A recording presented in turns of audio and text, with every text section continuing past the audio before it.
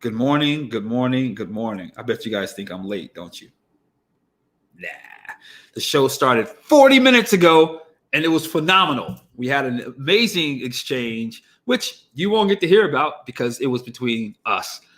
But we talked about thriving and we talked about what it looks like when there's trouble or frustration or animosity or contrast in the way of doing that. So, welcome to Thriving Thursdays. I'm your host, Marquise Martin Hayes, and we're going to get it started with you in just a few moments. But before we do that, you know me, I love to talk about my skin. Rodan and Fields, I don't know what to tell you. I just know this. As a man, I used to use witch hazel. I'd use some face cleansing soaps. Here's the deal. I didn't understand that there's layers to cleansing your face. There's cleansing, there's toning, then there's moisturizing. Who knew? You probably knew that. You're much smarter than I am. But Rodan and Fields has introduced me to actually what it looks like to have a clean face. I no longer suffer from ingrown hairs because my pores were clogged. Who knew? I no longer suffer from having razor bumps and things of that nature. My face is clean, refreshed, and I feel good. Rodan and Fields, I am a consultant. If you want to know more, let me know. We got things for men, women, for shaving, and children. Now let's get on with the show. Today I have a guest. Her name is Elise Williams. She is the mother of 5. She's been personal training as a fitness trainer in the industry over 30 years. And today we're going to talk about what's happening in the world. So let's see what'll show up as we engage in today's show, Thriving Thursdays. Hello, my friend. How are you? I am great. How are you? I am good. I wish they could have been a fly on the wall in the show we just had. They have no idea. They have no idea. Conversation was. There was the show before the show today. They just didn't know about it. That's right. That was the green room conversation. Yes, exactly.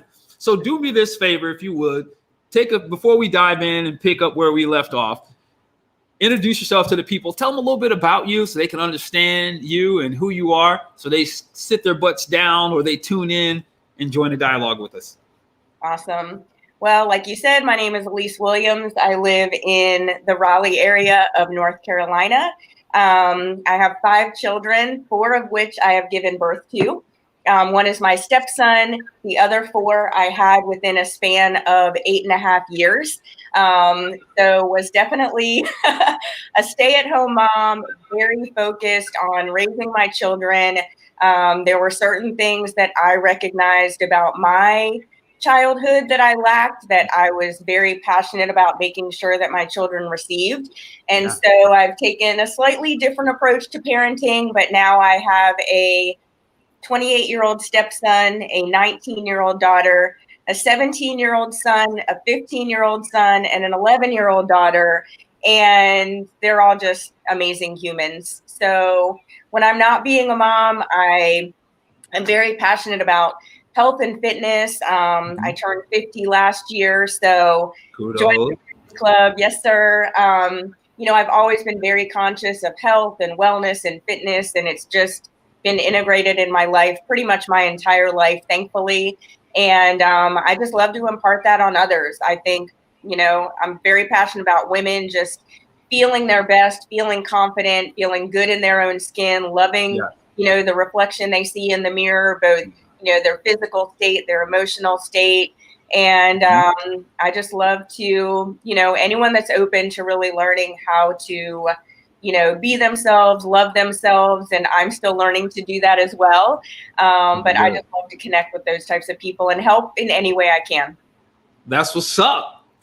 Speaking of women, I mean, that's hot right now. It's, it's so funny being a male, it's kind of funny because like people that aren't Black in America don't really understand. Like, I mean, I know they care and they empathize, but if you're not it, you don't actually understand. So I'm saying that to say, being a man, I really don't understand what it's like being a woman. And I know that's obvious, but what I mean by that is the celebration and the steps that were taken and the accomplishments that are now showing up, just that were denied just because of your gender. That's crazy. So Yeah. you having your voice and empowering women, that's a wonderful, wonderful thing. Yeah. And it's funny you say that because I don't think I really looked at that until probably last year.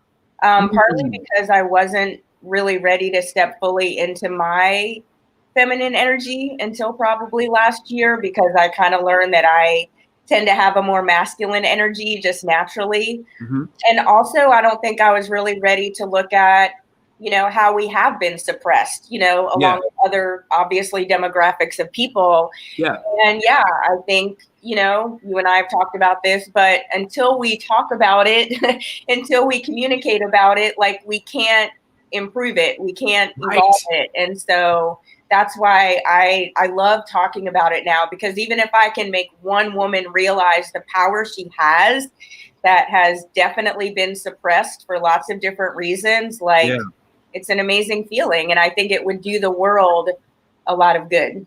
It would, because we need masculine and feminine energy, right? That we can't exist. We need the yin and the yang. It's just how it works. And when we are not allowed to be fully present with either in our own skin, like, I'm in tune with my feminine energy to a degree, and I need to be, because that allows me to express compassion, that allows me to connect, that allows me to love, that allows me to feel, that makes me a better human. And now that I've, began to awaken to what women, a lot of women, not all, but a lot of women were deprived of, they had to develop masculine energy just to freaking get by.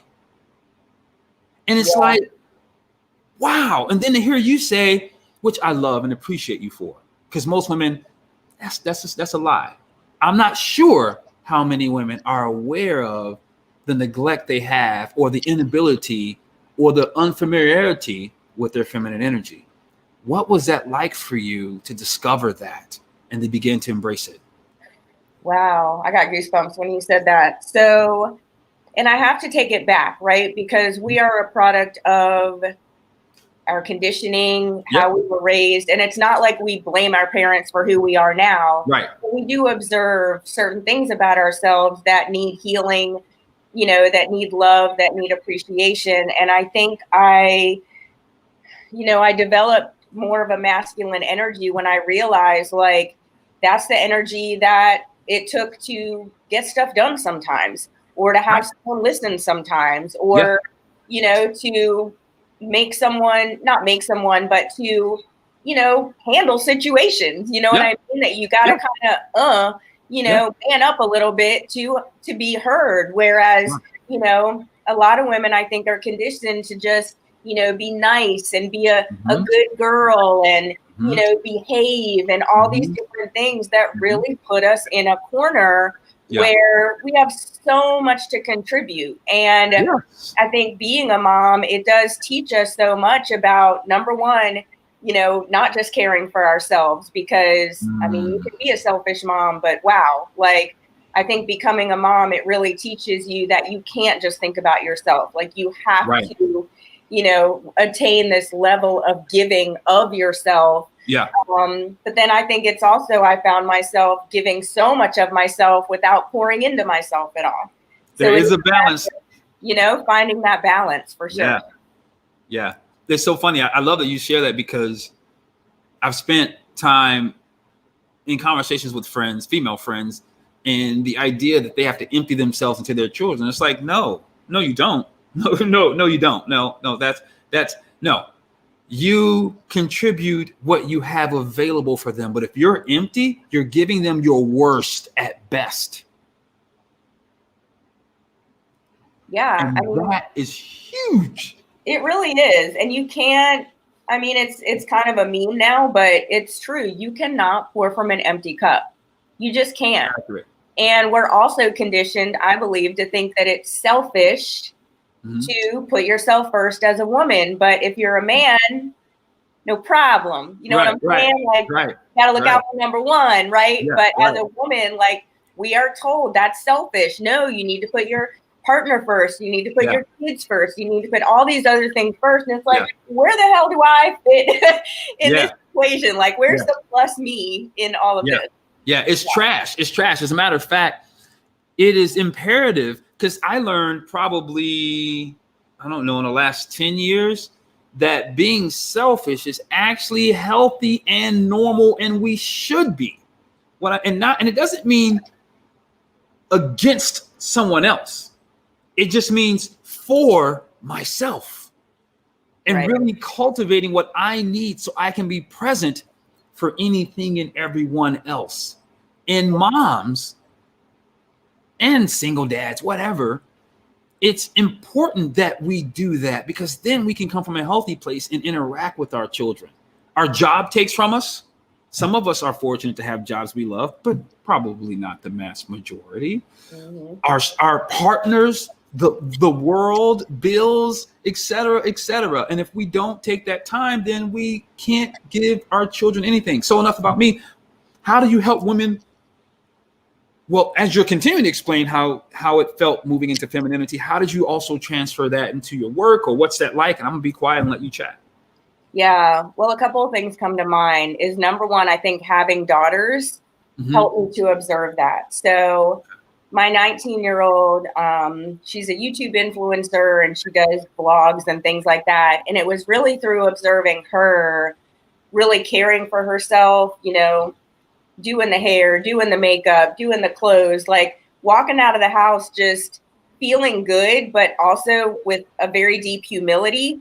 You know what I mean? But you can be humble and still look good. You know what I mean? And absolutely. walk out the door like feeling, you know, like a bad queen. Yes. So she allowed me to see that that's possible. That's cool. So that was one thing. And then I think raising daughters also, moms should become super conscious of what their self-talk is, because it becomes your daughter's self-talk. So for example, and I see this with my clients a lot, is you look in the mirror, you're 30 pounds overweight, you know, and you're just condemning yourself every day and wishing things were different and wishing you looked better, and, you know, emotionally eating and, you know, all, and just putting yourself down. And it's like your daughter is over there listening to that. And I think we have a huge responsibility as moms to girls, that we have to become super conscious of what it is that we're saying to ourselves. Yeah. Because they're going to take that on. So I think for me, it's been an evolution of, you know, being consciously aware of very specific things that I wanted to infuse in my daughters, so they did not make the same empty choices that I did growing up and in my 20s and things like that. While also learning from them, because they're a different generation. They go about things a different way. And I am the first to tell them, I learned just as much from you as I hopefully, you know, teach you in things that I've learned through experience and mistakes and failures and things like that. So, you know, I just think we need to really be paying attention to what we're saying to ourselves every day. And that, you know, that goes into somewhat the conversation that you and I had before this, is just really learning to observe ourselves and putting more focus on that than, you know, all this stuff that we do every day. Yeah. I call that armchair quarterbacking, where, you know, it's frustrating for me, because if you're someone who you're always complaining about what somebody else is doing, or always comparing yourself to what somebody else is doing, then you're not present with yourself. And then you take that mess out into the world and you're inflicting it and vomiting on other people, because your own sense of selfishness is unkept. You are not present with yourself. You're not kind to yourself. You're not forgiving of yourself. And then you take that and expect us to accept it. It just don't work like that. Yeah, I totally agree. And you know, I think it is hard to look at ourselves, you know, look at the dark corners of ourselves, you know, but unless we're willing to do that, just the way human nature works, we're going to project that on other people. It's just, there's no way around it. Like it is coming out of you if you're not really paying attention to it. You know what's funny? If I may, the dark corners of ourselves, if we could even embrace them for what they actually are, versus judging them, and then determine if it's effective or efficient for what we would like to, who we'd like to become. And what I mean by that is when we start to love who we are versus being so judgmental of ourselves for wherever we are in the moment. It may not be the goal, but wherever we are in the moment, until we do that, we rob ourselves of internal peace and the ability to be present with ourselves. So then we're hard on everybody else. And it's just, it goes back to what you were saying about being selfish, the necessity to really nurture who we are. So it's just my little soapbox. It's something, you know why I say that? Because when I learned to love Marquise and Keese, that's when the game changed. Somebody else created the space for it. But when I learned to love Marquise and Keese versus Marquise over here and Keese over here, and I had to keep Keese at bay, instead it's like, no, all of this is Marquise. That allowed me to show up in my life in ways I've never shown up before without being critical of myself. And it allowed me to have more peace. And in areas that didn't look the way I wanted them to look, I was able to work on those things and discover why and enhance from there. Anyway, blah, this is your show, not mine. This is your show. But what you're saying is so true, because in a way that we can learn where our pain is what we're noticing out here.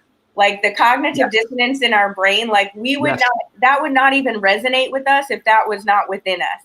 Yes. You know what I'm saying? So if that person's pissing you off, okay, look at why they're pissing you off, because there is a component of that within yourself. Mm-hmm. And it's stirring it up in you, and it's so uncomfortable. Mm-hmm. And while we should be going and looking in the mirror when we're having that feeling, okay, how is that in my life? We just want to point and condemn the person that is living that out. Where the reality is, it's like, no, that's you, boo. It is. What's that quote you were telling me on the pre-show, the show that they didn't get to be a part of? What was the quote you told me about? Oh, yeah. We should spend more time looking in the mirror than out the window. If y'all didn't catch that, I can't help you. I can't help you. I can't help you. I can't help you. You know, I was, yeah. So all right. So more about you stepping into your femininity. Like, I want to know more about that process and what that was like for you, because there are women listening right now who are unaware and want to, but because of the life circumstances and the way they processed them, or the necessity to get things done because no one else was doing it, is ready, desiring, longing, thirsting for learning a gateway to begin to tap into that. Yeah. And I'm still learning. Okay. But I mean, like so many things, if we really studied true history, it would free us of a lot. It really would. And I think what I learned is, you know, I just really, you know, pulled back and I'm like, where does this even come from? Like, where did this suppression even start? You know, where is it coming from? Who's putting it out? And I'm not saying I know all the answers to those questions, but I was able to observe that, you know, I do believe at some point, you know, it was observed how powerful women really are. And that made whoever observed that very uncomfortable. That made the men who observed that very uncomfortable. Okay, I'll let you said that, not me. That's what it is.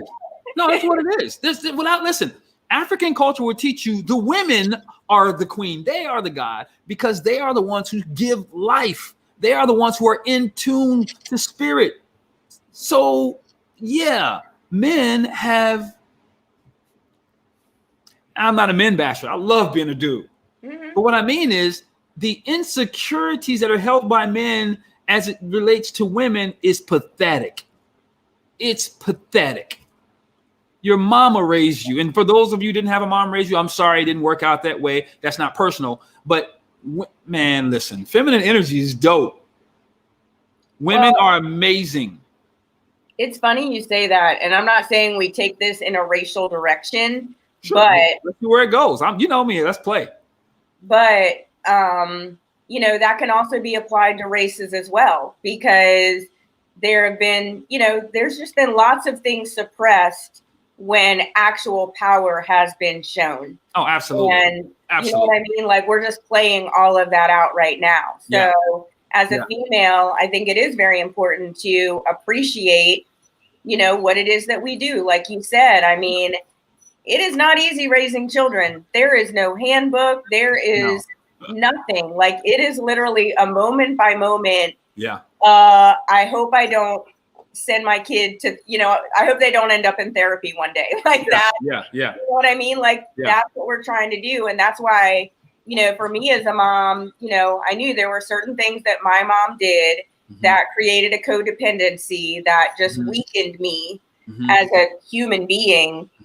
And, certain things that I didn't receive from my father that affected certain decisions that I made. And I, was aware enough of those things to know that, okay, I have some cycles to break here. I don't want this to perpetuate through my kids and my grandchildren and things like that. And even saying that, like, we have to understand that our kids, it's a completely different generation. Like, we are in a new era. Yeah. And if we don't update and evolve our parenting, and we're still saying stuff to our kids, our grandparents said to us, like, that is so outdated. And of course they're going to rebel. Of course they're going to look at you like you're stupid, because it's so irrelevant. Like, we have to be relevant in their life. Yeah. You're so funny. I don't always, anyway. So I remember I used to spank my son. He's 26, about to be 27 now. And there's no way I'm spanking him. No, he's my dude. But no, I did, because it was what I thought I was supposed to do. Yep. And so, but what I learned, I was in an emotional. I wasn't in an emotional state. ESL. It slips me right now, but emotional learning seminar. Okay. And I had already pretty much stopped spanking him at that point. But I remember we were having a small discussion before it began, and I was talking about, maybe sometimes it is necessary. I don't know. And the African-American woman from across the room heard me. And she said, no, actually, not only is it not illegal, which of course I got, not only is it not illegal, my parents, she said it's unnecessary. My parents raised, I think she said 8 of them, no less than 6. 8 of us, not one of us have ever received a spanking. All of us are gainfully employed and contributing citizens. Hearing that from a Black woman who had the experience was all I needed, because in that moment I had to sit back and go, how did they do that? And what I learned about parenting is that I'm the one that has to grow. I'm the one that needs to expand. The child's going to do what the child's going to do. And if I have a need to control my child, then what does that say about my insecurity? I had to be willing to really look in the mirror to find out, why would I want to do that anyway? I love this kid. And why do I think that my way is so right? And why do I think that they are so bad that I need to hurt or harm them? That shifted everything from that day forward.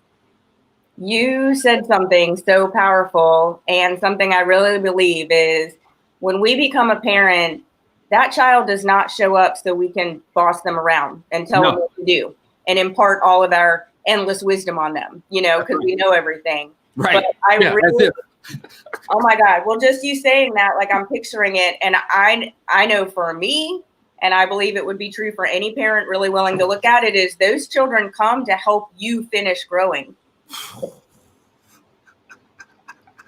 That's good.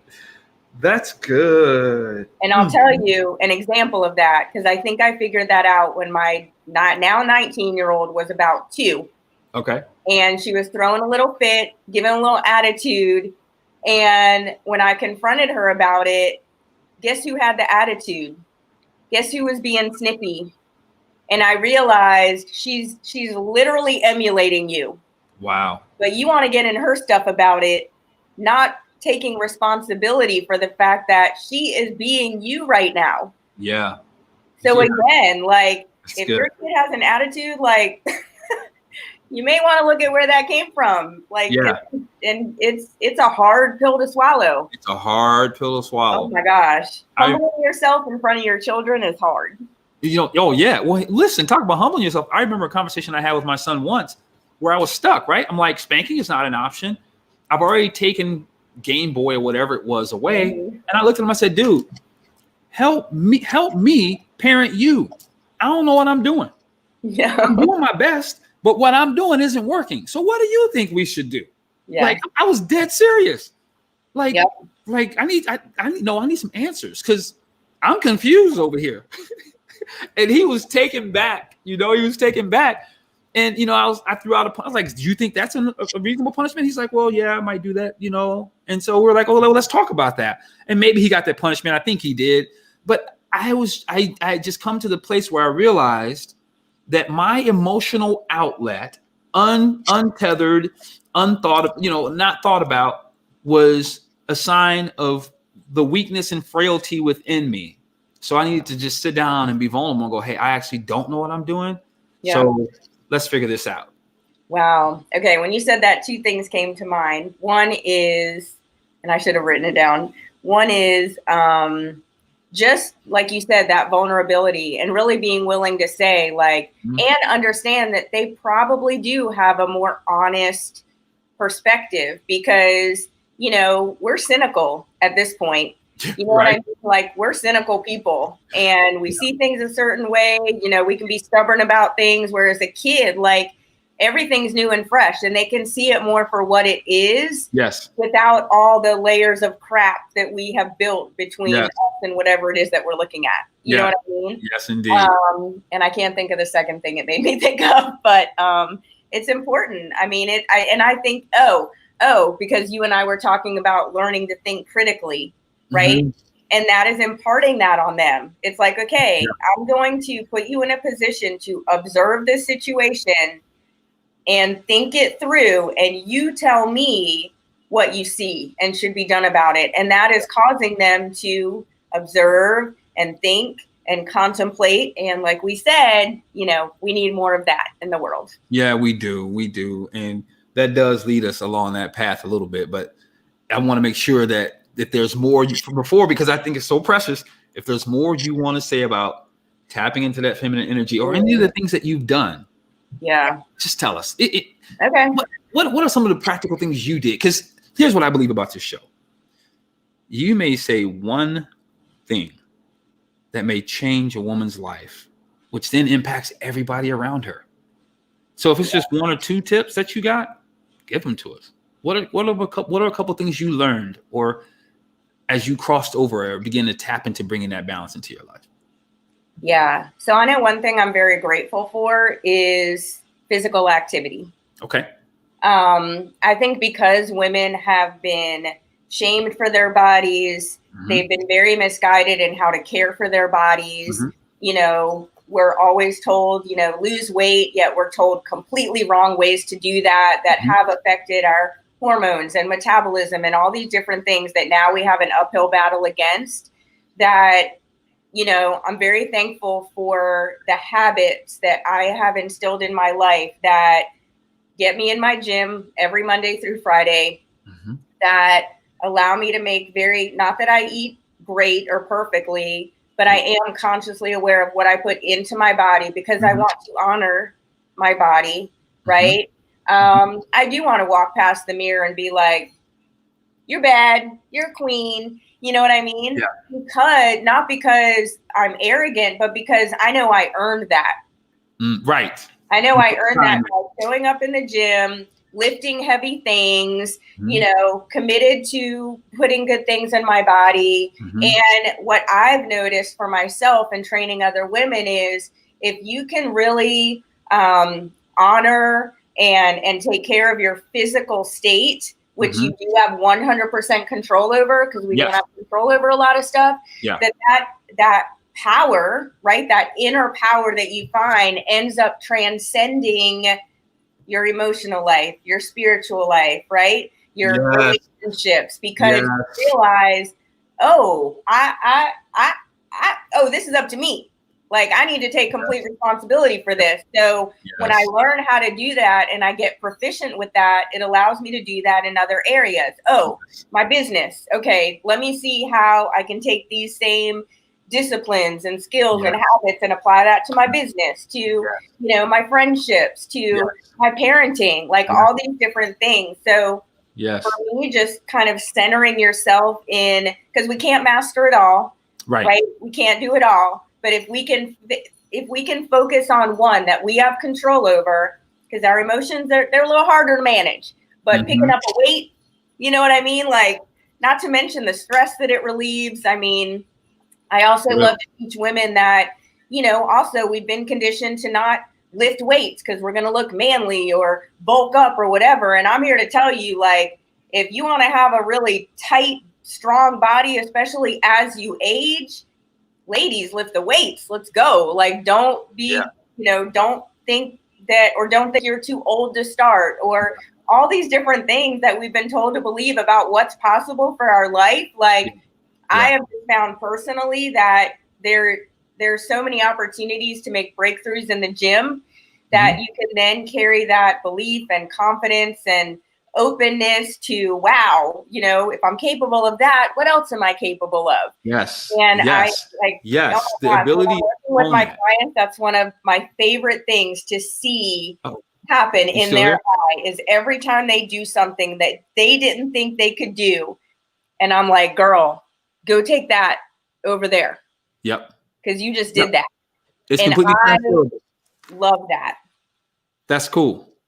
Owning your body, something you can control, and doing it, the exercise, the discipline, the routine of it, you then begin to see the power and you build the confidence, and then you can take those same disciplines and transfer that over to other areas of your life. Absolutely. I like that. I like that. Yep. It's good. It's good. All right. Thank you. That's wonderful. I love it. So in that same spirit, wow. Yeah. So I know where I want to go, or we'll see if it flows. But we were talking a little bit about some of what's happening in the media right now with the country and a new president and different voices and their views. And the thing that really gets me is the armchair quarterbacks, people who just want to talk and complain about anything they can find that isn't right. Not slamming them, but what we tapped into was some of that has to do with because they're not taking ownership in their own life, because they're not experiencing power in their own life. That's not saying they're bad people. That's not what we're talking about. We're just talking about the ability to access what's available, because at the end of every day, my belief is, and I'm gonna be quiet so you can share, but my belief is at the end of every day, the only thing that actually matters is what I'm doing to contribute in my life, in my kids' life, and in society. My relationships aren't working. What am I doing to impact, transform, and make it different? Because if all I'm doing is complaining about the state they're in, then I'm basically saying I have no power. Wow. Yeah, I will say I believe, and I've been this person, so I have compassion, but I believe we have a severe lack of taking personal responsibility. Yep. I think we have a severe lack of that, and I have been guilty of that. It is so much easier to blame your partner, blame your kids, blame the economy, blame the president, blame the government. Like, oh, you can always find someone to blame, and you'll get people to agree with you, right? You'll get right. Yep. But somebody outside the window. Exactly. I see them lining up right now. But I mean, seriously, like at the end of the day, when you put your head on that pillow at night, you're right. We do need to ask ourselves, what did I do that served the world, that contributed to the world, that helped in some kind of way? Like, I know that's what I wake up to do every day. Like, what can I contribute? What can I inspire? You know, I'm very intentional. I try to be with what I do, but you know, do things fly out of my mouth sometimes? Absolutely. But again, like, you know, again, we're in a different era where we're heard way more than we ever have been. And we have the freedom to express our opinions on more platforms than we ever have been. And that gives people a certain feeling of power. Right? To just have words flying out of your mouth. I feel powerful when I'm doing that, because you know what I mean? A feeling of power. Yes. Good. Keyword. Feeling. Right. Exactly. But ultimately, you know, to have real power, Mm-hmm. you know what I mean? Like God-given power, like, because that's ego power, you know what I mean? That's our little ego feeling good, and I shut that person up, and I'm guilty of that. You know what I mean? I have to guilty myself.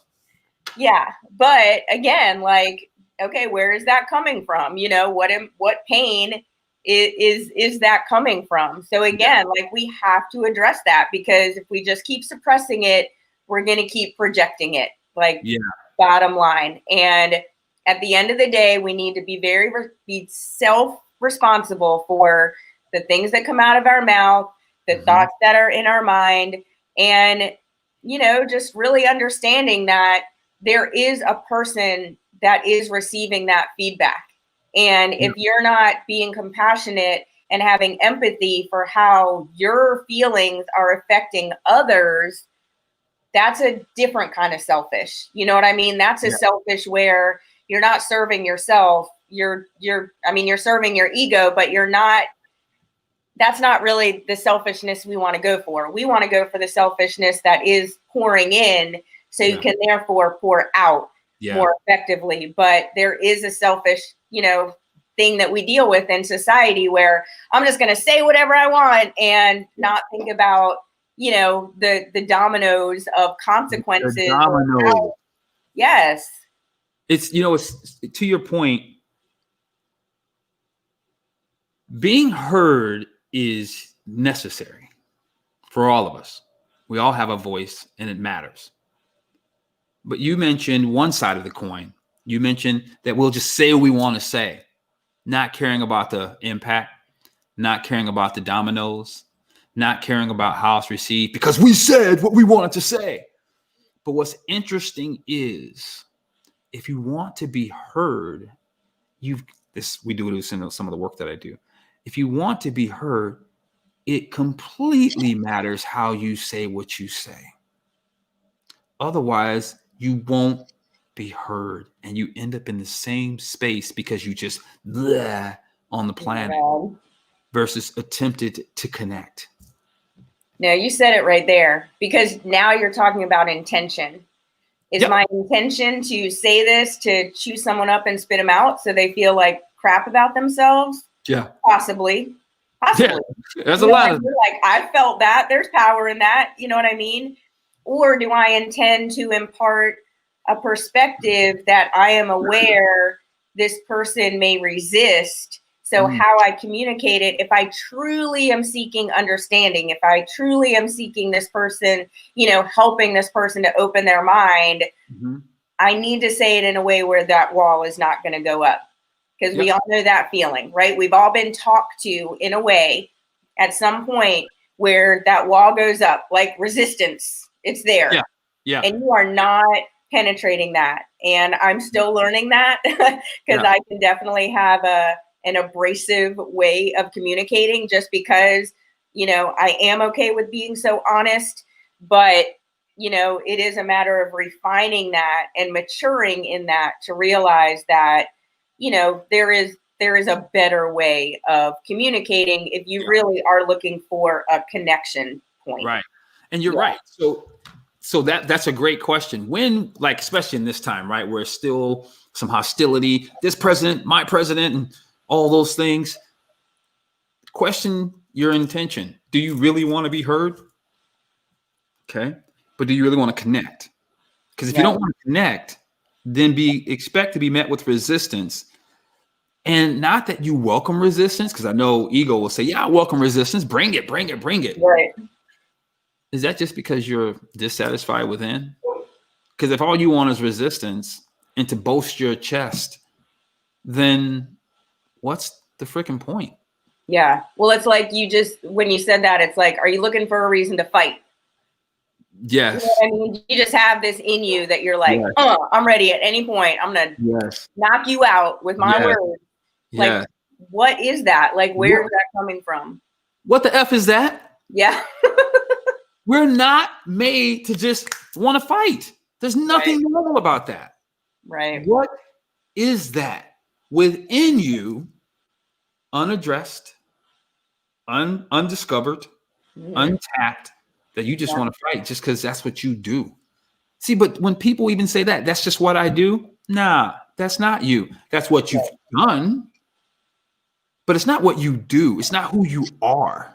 Right. So taking the look to discover why. Why do I just want to fight? Why do I need to prove I'm right? Listen, I grew up in a household where the culture essentially was, and these are my words, nothing to do with my family, the need to be right. When we would defend the need to be right. But as I've gotten a little bit older, I finally realized, not that I always practice it, I finally realized I can be right or I can be in love. Which one is more important? Yeah. Yep. Or like you said earlier on our pre-talk, like you can be right or you can have peace. Look, hey, I want peace. At least nothing is more important to me in life than peace. And it starts from within and then extends without. Because I know I heard someone say I felt like I heard someone say in the ether, yeah, I have peace when I have more money. Well, that's the problem, because more money is not going to give you peace. Yeah, that bill to be paid, which is really important. I'm not pretending. I'm out here trying to get mine. Right. But that's not where my peace comes from. They're not to be crossed. They're not the same thing.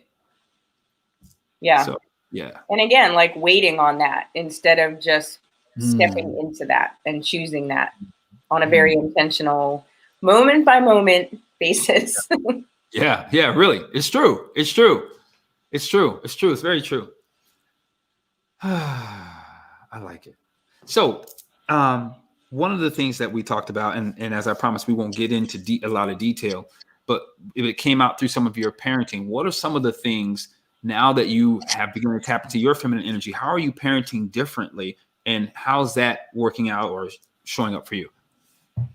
Yeah, I parent from a very, from a standpoint where there's lots of love and acceptance. That's cool.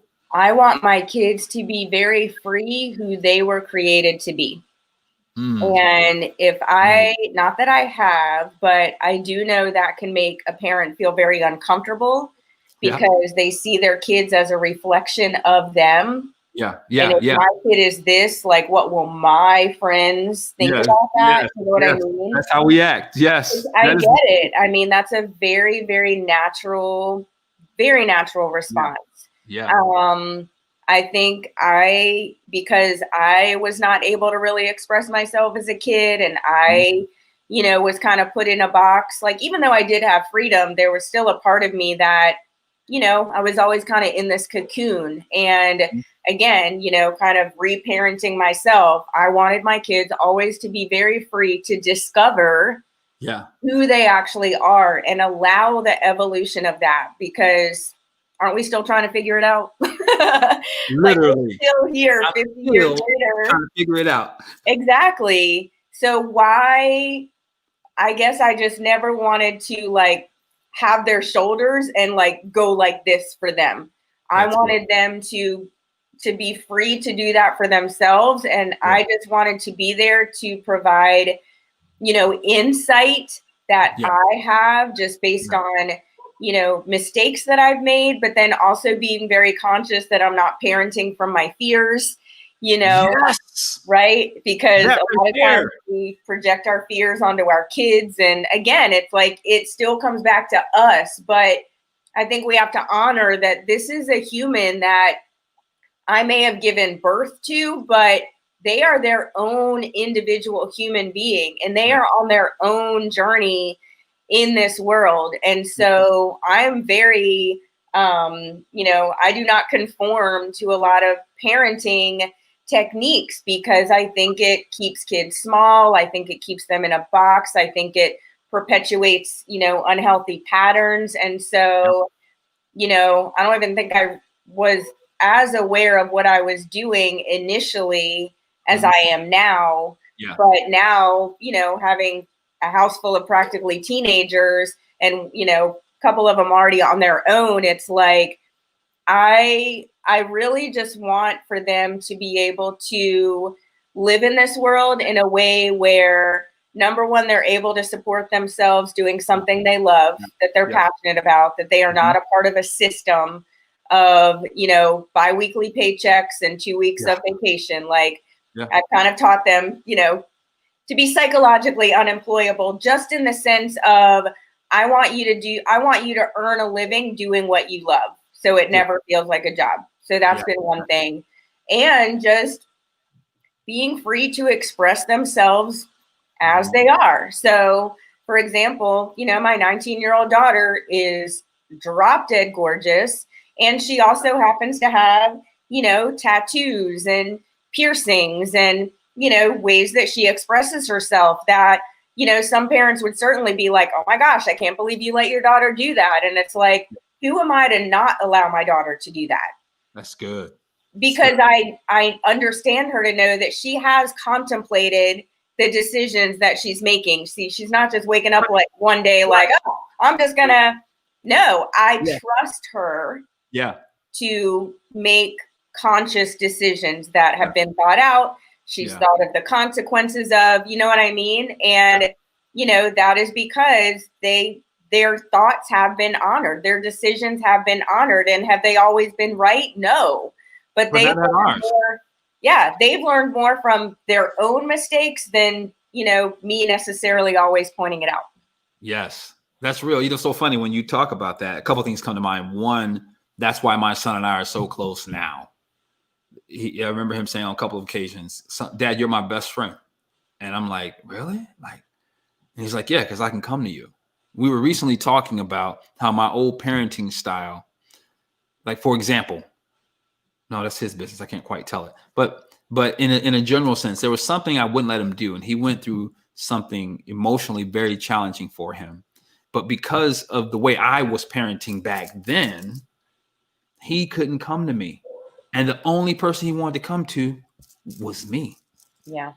And it scarred him. It hurt him deeply. And he's like, Dad, I just needed to tell you, I love who you are now. But back then I really needed you. And it hurt me that I wasn't able to come to you because it meant so much to me to be able to come to you because of what you meant to me. Wow. But because I had closed my way, I was trying to, you said you weren't trying to do this. I was trying to do this. Yeah. Okay. Because of my fears.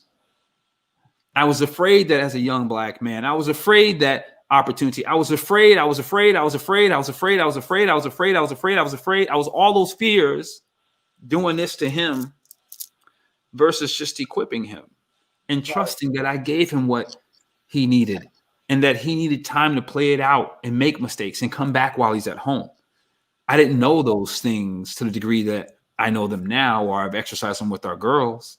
And so it's crazy because that's one side of the coin. The other side of the coin is when we create, we manipulate, control, we produce adults that are dissatisfied. And then we have the craziness we're experiencing because they haven't learned to think for themselves. They were told to do this, and this. And as a result of that, they do that. And anything that doesn't match it, you're wrong. You can't be right. And then we have these outcries, these outbreaks that adults shouldn't, we're adults, right? Shouldn't be having. Yeah, I totally agree. And I think, something too that a lot of parents parent with is this, demanding respect. As yes. And I come from that world. Yeah, I think a lot of people do, as opposed to understanding, mutual respect is where it's at. I respect you as you respect me. And, I've learned that I don't want my kids to do things because they're afraid of me or intimidated by me or anything like that. Like I want us to do things for each other because we honor each other and respect each other on that level, not because you're demanding it because I'm older than you. You know what I mean? Or I buy the bread in the house. No, it's a loving respect for each other.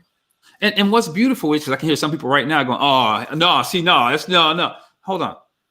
It doesn't mean that they can do what they want to do. It just means we have to have the conversation that says, hold on. Now, I buy everything you need. And all you have to do is get up and go to school. do you think that's an appropriate way to respond to me? Right? Like I'm making sure you get what you want. And whether you get what you want or not, I'm making sure you get what you need. Do you think that makes logical sense? That those kinds of communications is appropriate?